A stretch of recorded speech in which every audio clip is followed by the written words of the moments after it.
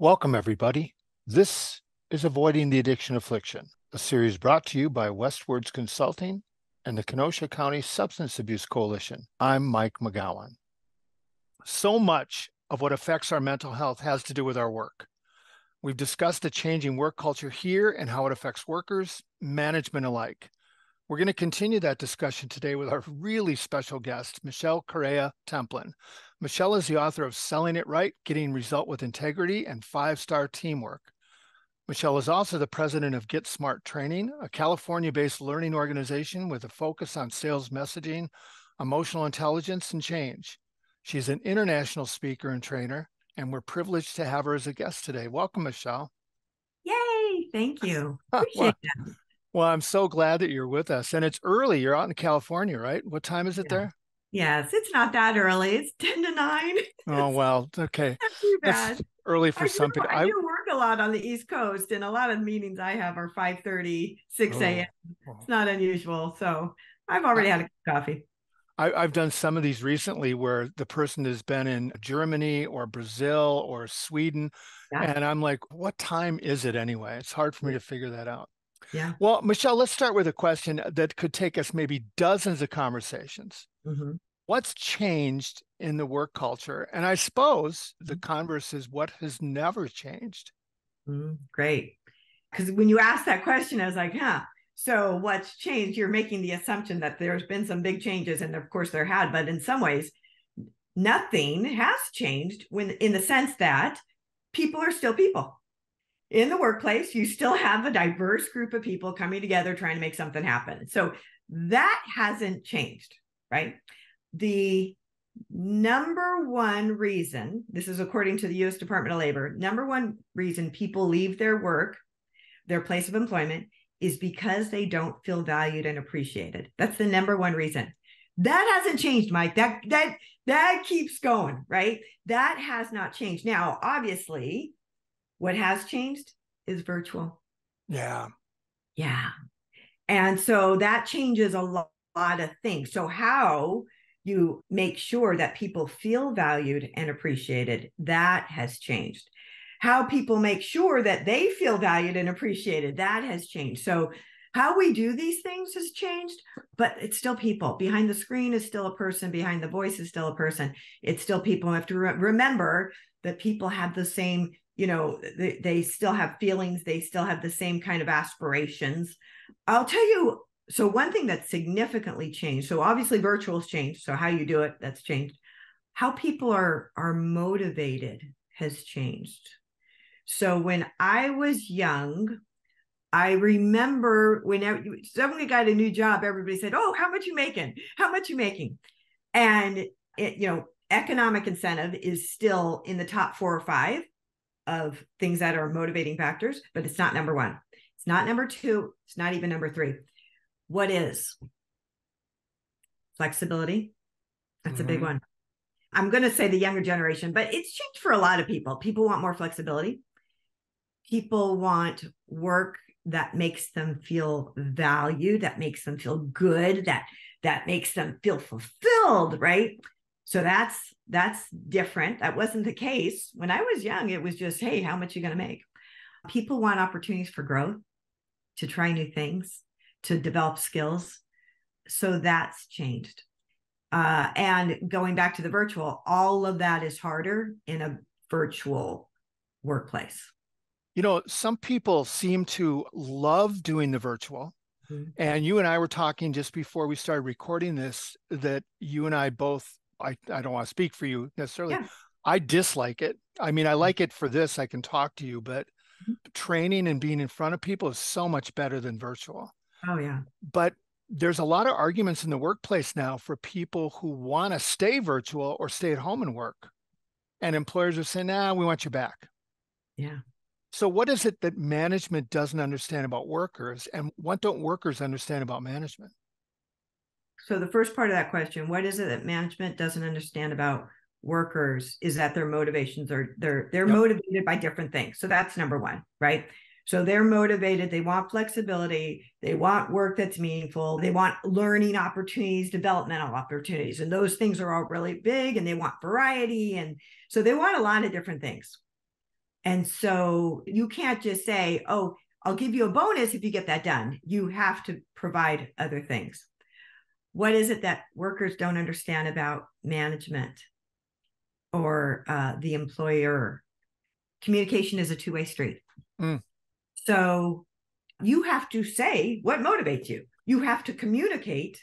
And that is your responsibility as an employee, is to communicate your needs, to make sure that employer knows how to inspire or motivate you. If you want flex time, you have to negotiate that. You have to say, I get it. You want me to come in 3 days a week now. Okay. Well, if I get this done here, can I have an extra half day off? Or this is really important to me. So when I make this happen, can I do this? So you have to say what motivates you and tell them so that they can respond to it. I think a lot of times employees sit back and wait to be told, right? Well, and it's not just employees. I'm grinning because that's the same thing that all healthy relationships depend upon. Yes. Is good communication. I mean, you're married, right? Yep. So, you can't wait for your husband to guess what you need. Exactly. Or do you? Do you wait for him to guess? No way. And actually, I'm lucky. My husband's very talkative. He's a good communicator. I'm usually the one that holds back. So you're right. So everywhere you go, you talk to the doctor, you tell them what's wrong, and then they can better prescribe something for you. So yeah. So with clients, it's two-way. You've got to have it going both ways. And I think for some reason, employees sometimes hesitate to say, hey, here's what I need. Here's what's going to set me up for success. They wait for the employer to guide that. You can't. You got to clearly articulate what you need. Or then people complain about not having their needs met and they've never articulated them. Correct. And there's some sort of expectation that when someone's in a leadership role that they have this ability to read minds. They don't. They do want you to perform, and they do want you to be successful. It doesn't help them for you not to be successful. So, but they just don't know what to do. So I love that line. It doesn't help for you not to be successful. Yeah. Well, okay, let's dive into that because that's a big thing for me. Colleges, management programs don't necessarily teach that communication or talking to your staff or your colleagues about their needs. So how do you acquire that skill? And a lot of people who get to a specific spot in their company, got there because of their technical expertise and not their people expertise. Mm-hmm. So that the old EI or IQ, right. EQ, IQ, what's more important? And, the one thing IQ, you can't really develop, you can't improve, but EQ you can. And so being open to better your own skills would be super important as a leader.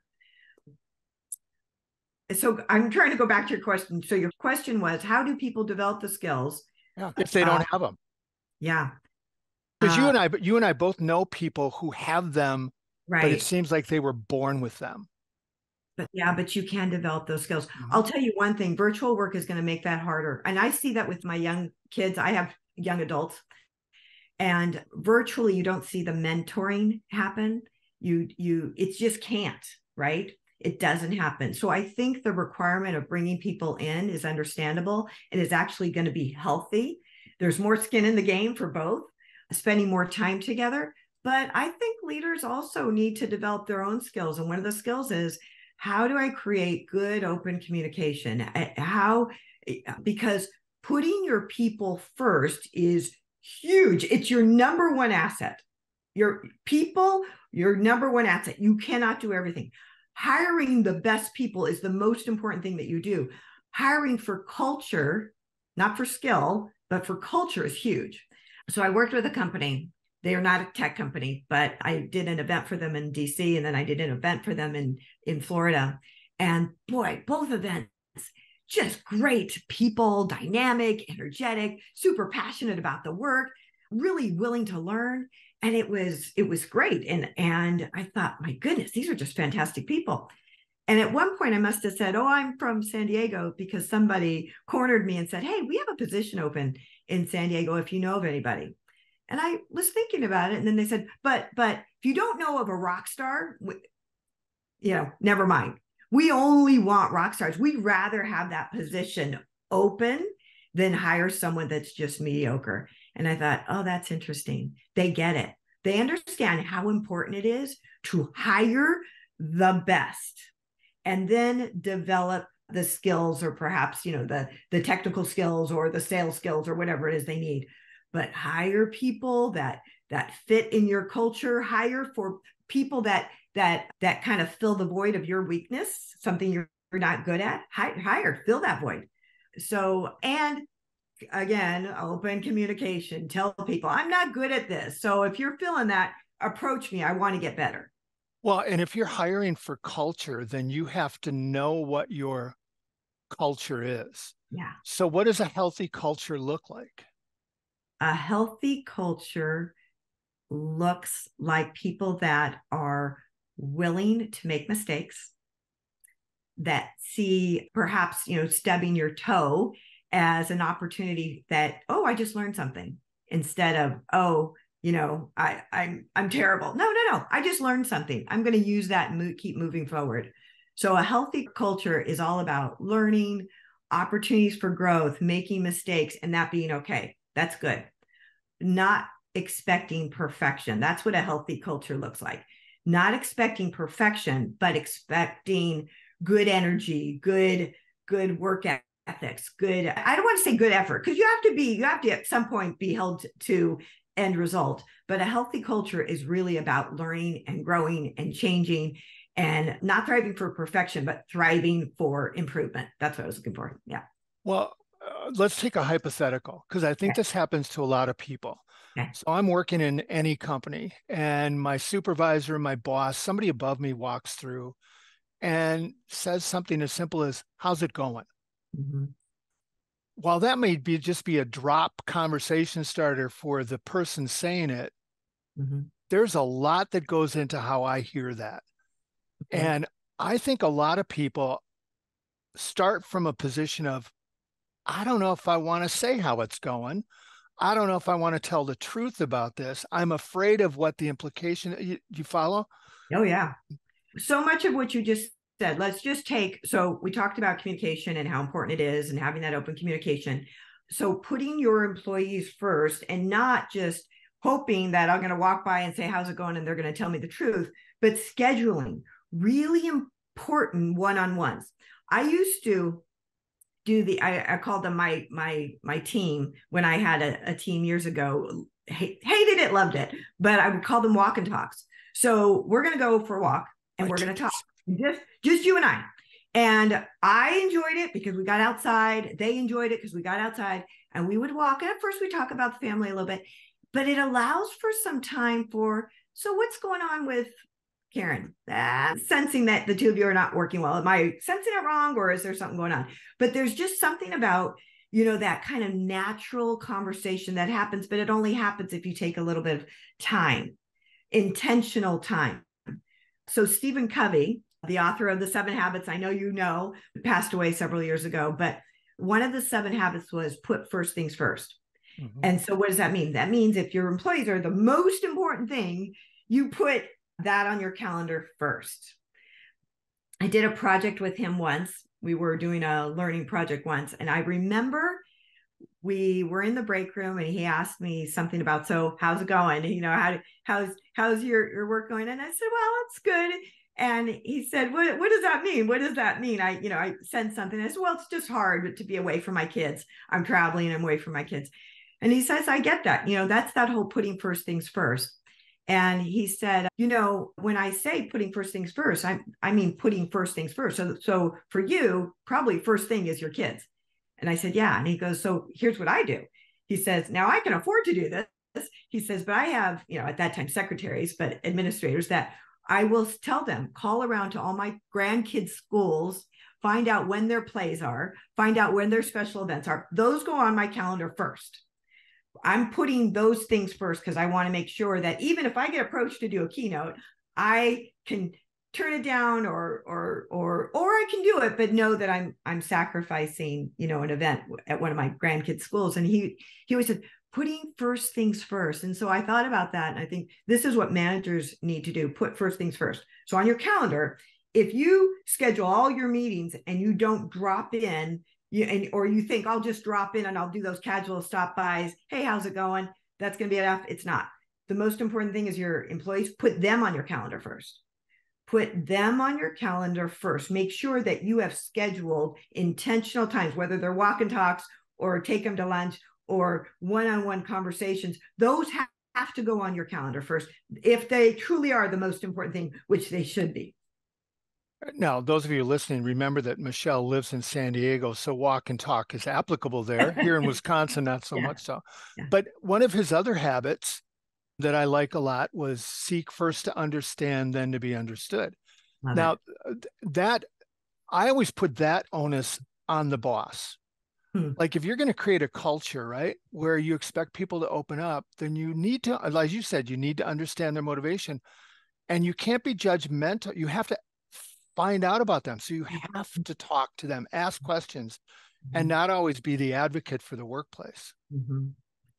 So, okay, you could put that onus on the boss. I think communication is a two-way street. And I think if you have that sense or that sensibility that yes, it's great if the leader does it, but there are a lot of leaders that don't. And so if you have a leader that doesn't, then if that's important to you, you need to take the bull by the horns and say, all right, here's what's important to me. Here's what motivates me. Here's what you need to know about me. Here's what inspires me. Here are my, here are my hot buttons. And so I think when you have both parties taking responsibility for clear communication and both parties have the same desired outcome, which is a successful employee, that's better. So I think both. I love that because I talk to so many people who are twiddling their thumbs waiting for a better boss. Yes. And that is such a, in other words, how long does it take you to realize who somebody really is? And if they aren't what you need, you have to advocate for yourself. Yeah. Brilliant. Yeah.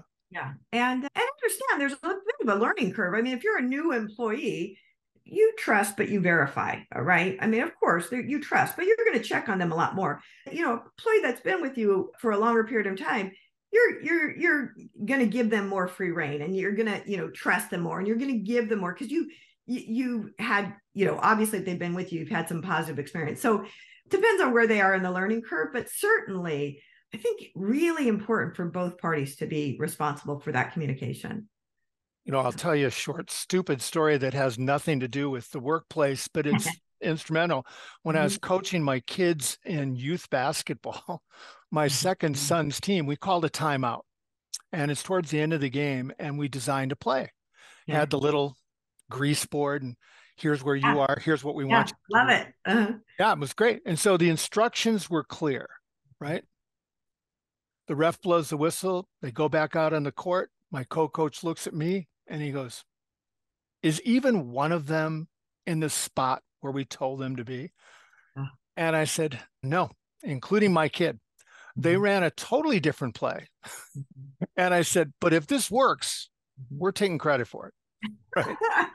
But people, and so we spent the next practice, the point of this, we spent the next practice saying, if you don't understand, you have to ask us. Right. Because we may be talking over your head or about something else, or you may not be listening. It's okay to say, let me make sure I understand this. Yeah.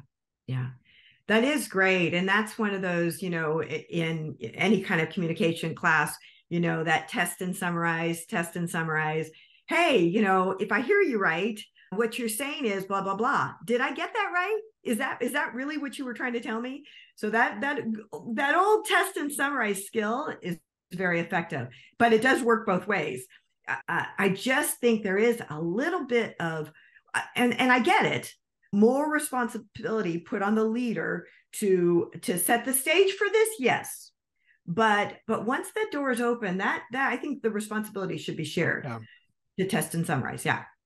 And if you say to people, here's what I understood you just said, even in a marriage, Yeah. most people will come back and say, that's not what I said. Correct. Because Correct. communication is hard. We're not always saying what we intend on saying. Correct. And not just that, but think about the different forms of communication. So now there's so much written communication, over the phone communication. And so for example, you take a line, and I'm trying to think of something like, I want to walk to this restaurant. And if that's written, I'm not really sure what that could mean, because if I say it verbally and you hear it, where I put my emphasis changes the meaning of it. So I want to walk to this restaurant. That means that somebody else doesn't. I want to walk to this restaurant. That means that somebody else wants to drive. I want to walk to this restaurant. So now all of a sudden I'm changing, we're arguing about which restaurant. So just by putting different emphasis in different places, I can change the meaning of that sentence, which you don't pick up in written correspondence, correct? Right. Now, and then with that is body language. So if I'm trying to think of, so if you say, or a person says, I love working for ABC company. Okay, great statement, easy to understand, unless I change my body language. If I say it and I'm scratching, rubbing my forehead, I love working for ABC company. All of a sudden, that has a totally different meaning, because I don't. This place gives me a headache, right? If I'm rubbing the back of my neck and I'm saying, I love working for ABC company, all of a sudden you're thinking, wow, this person is stressed out about ABC company. But if I lean forward and I smile and my head maybe goes to the side and I say, I love working for ABC company, well, you really think I do. And so all of that, those social cues matter too, which again, we go back to the virtual world, you don't get as much. You just don't get as much of that, which can really blow up good, healthy communication. Well, and that's just the visual stuff. I'm thinking about my daughter. Oh, I shouldn't have brought her into this. But you can say, I love working for ABC, and change the tone of your voice. Yeah. And there's people that I know, my daughter's not one of them, but she has the ability to be one of those where things are said sarcastically a lot. Oh, yeah. Mm-hmm. Yep. And and then it's like, oh, do you mean that? Or are you being sarcastic? People go, well, I meant it. Sarcasm does not translate in writing unless you put, so I'm being sarcastic in parentheses, but it doesn't translate. And so again, all of that makes it so much harder for people to function and feel good about where they're working, because communication is just tough now. Well, and there's a lot of lost communication. Okay, so I know people are listening to this and they're saying, oh, this slows things down. Yeah, it does. Right? Yeah. There's pros and cons to virtual workplace. One, I don't have to drive into work, or a person doesn't have to spend an hour in traffic. And so I have more time to be productive. Okay. I can, perhaps if I work at home and I'm alone, I could have more quiet time. So that creates some more time for thinking. But for some people, they're not alone. And so they have no quiet time because they open their office door and their kids are out there and the TV's on and there's, laundry to be done. And so there's none of that. Oh, I used to have a half-hour drive home to help me unwind and help me think things through. So I think again, I'm going back to that word, you have to be intentional. So if you need quiet time, you need to put that on your calendar. I need some quiet time here. I'm marking this off as a quiet hour. I'm going to turn off all electronics and I'm going to think through, these 2 or 3 things. And I'm having a running list going for my quiet time, things that I really want to think about. So just being more intentional with your time. Well, and even if it slows the process down in the workplace, you're creating the culture, right? Yes. Where eventually things run much more smoothly. You have happier people and you're more productive. Yeah. Yes. And you have better retention, which is huge. Huge now. Hiring new people is expensive. Hiring them, training them, making sure they're up to productive capacity quick. It's all very, very expensive. So you have to sometimes slow down, hire really, really good, wait and be patient.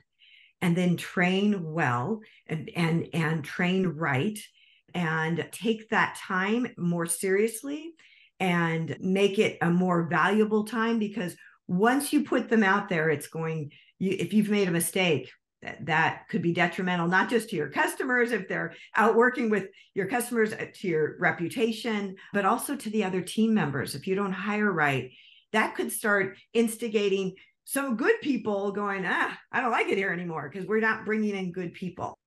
Yeah. Yeah. So how then do you see, with all of that balled up, how do you Yeah. see the global workforce evolving into the future as people are more mobile? Mm-hmm. They're more in tune with what it is that they need. And I don't think we're going to get away from all of the virtual. How do you see it evolving? Well, one, I do hear more and more organizations are requiring people to come in because they know it's important. And I think employees have to understand why. Nobody wants it, but they really deep down inside, I think they know that there's value there coming in. So I think we're seeing that. I know a lot of organizations. I work with, Fortune 500, Fortune 100 organizations mostly. And a lot of them are saying, yeah, we don't have to lease office space as much. So what we're doing is we're using that money and we're bringing people in more often together. So we're using training opportunities, whether it's technical training or sales training or any kind of soft skills training. We're using those training opportunities. And instead of saying, oh, John, you go to the one in Texas, you go to the one in Florida, Sharon, you go to, no, let's bring our team together. We all do it together. And then we have lunch together. And then we go bowling together. And so you're bringing people together more often intentionally, just so they get to know each other, because loyalty has declined both ways, from the employer and the employee. Loyalty has declined. An employee can get a notice from LinkedIn so quick, and it says, oh, the job that you're doing right now, you can have it for 20,000 more a year or 40,000 more a year. And you can take that job without changing your pajama pants, right? You like that, you can have a new job. You don't have to think about, oh, I won't see the guy at the bagel place anymore, or I won't have lunch with Tom anymore. You're not doing those things. So that loyalty is declining. But the loyalty of the employer, it's easier to let people go. And so, be really careful about who you hire. Really, really careful. And again, the key to all of this is communication relationships. Yes, I think so. I can't, I just keep thinking about, like, I was in a workshop, and I honestly, almost every workshop I'm in now, I hear them as they arrive. Oh my gosh, it's so good to meet you in person. Oh my gosh, I love this. And you hear that, and there's hugs, and there's, and I know, wow, those people have never met. They've been working together, and there will be now a better connection for them. It just happens. So creating those intentional opportunities is huge. And that open communication that we talked about, that happens more effectively, more organically, more authentically when people are in the same room. I as you were saying what you just said, it reminded me of something I did about a month ago. I worked for a nonprofit place and I Okay. did a training for about 140 people. And the boss had a rule. That's all it was, just a rule. When they Okay. walked into the room, they put their devices away. Now, I didn't know about the rule. Oh. And what I've been used to in the last few years is walking into a room to do some work and it's quiet. It's like church Mm-hmm. because everybody's looking at their phone. This was totally different. Everybody was chatting. There was laughter. They were smiling. They were connecting. And it felt so much healthier. And the feedback, and I said, why aren't your devices out? Oh, it's a rule. But they loved it. Mm-hmm. It was the opportunity for them to build those relationships. And all somebody had to say is put your phones down. Mm-hmm. That's so great. And I think a lot of times employees think, oh, I should look like I'm working. I should look like I'm working. I should look like I'm working. I think there's a lot of that. They think they're being judged. I should look like I'm working. And so I love that leader stipulated, no, actually, this is part of what I want you to do. I want you to put, phones down. I want you to close your laptops, and I want to focus. And it's funny because every workshop that I have, or any kind of full day session, whether it's a 2-hour session, I always ask the leader, will you do me a favor before we start? Tell them, Yes. hey, we want you to focus here. So please, we're begging you, close your laptops, put your phones down, enjoy this learning experience, love it, embrace it, and just focus. I love it when it comes from them and not from me, because then it gives them permission. Yeah, it's great. Yeah. Well, this won't be the last time we have these discussions, or I hope have you on, Michelle. It's been great. I really appreciate it. What are you doing today in sunny San Diego? What am I doing today, you said? Yeah. Oh, we're going golfing. Oh, no, I don't want to Yeah. hear any of this I stuff. know it's terrible, but it is the fourth. And so this is kind of a holiday week for me. I'm not traveling this week. So I feel blessed to live in a city that has a lot of great golf courses. And, my husband and I, it's something that we both enjoy. So yeah, so that's what That's we're doing. How great. about you? Well, I'm going to go biking as we speak. The nice thing about virtual is Yeah. while I have a nice shirt on to do Ah, this, I have biking shorts underneath. So there you go. yeah. Yay. Good for you. For those of you who are listening, you know how it goes. I'm going to put links to Michelle's contact information in the podcast. Thanks for listening today, and we invite you to listen in next time. And until then, stay safe, take care of yourself, and tell us all what you really need.